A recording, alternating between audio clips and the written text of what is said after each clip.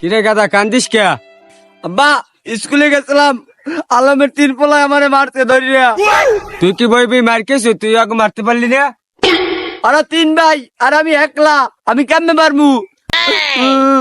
তোমার যে লোক, আমার আরো 2টা ভাই লাগবে।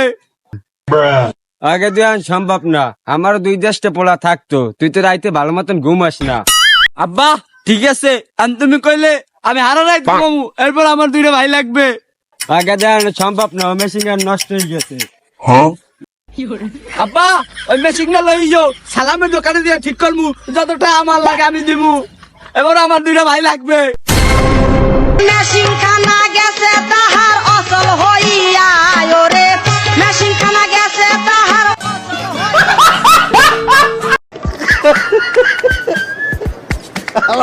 কয় কি